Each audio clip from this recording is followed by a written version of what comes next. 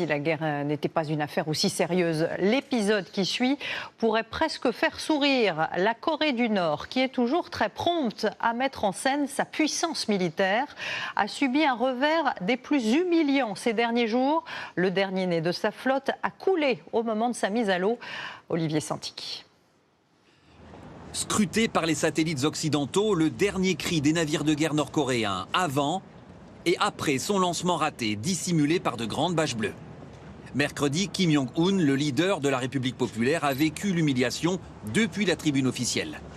La vénérable présentatrice du journal télévisé cite sa réaction furieuse. C'est un acte criminel causé par une négligence absolue et l'irresponsabilité.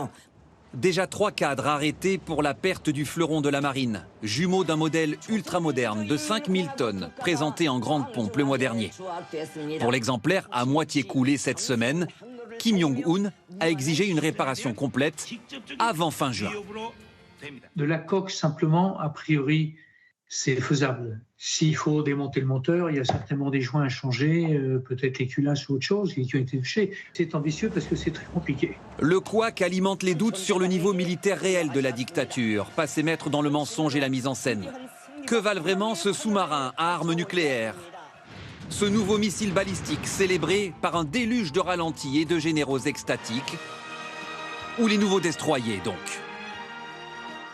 Le premier destroyer de ce type, ils ont quand même réussi, quelques jours après sa présentation, à effectuer des tirs de missiles. Alors certes, on n'a pas vu le bateau naviguer, certes, il n'a tiré que quelques missiles, tous ces lanceurs sont-ils opérationnels ou pas? Mais en attendant, ils ont quand même réussi ça. Même sous perfusion scientifique russe, la Corée du Nord peine à convaincre de l'excellence de son armement, avec une flotte majoritairement héritée de la guerre froide et plusieurs cas de supercherie éhontée. Entre autres, un satellite d'observation inopérant, comme l'ont révélé les débris repêchés par la Corée du Sud, ou un char de combat soi-disant de niveau mondial. Les experts ont éventé son blindage de pacotille, constitué d'une simple plaque d'aluminium.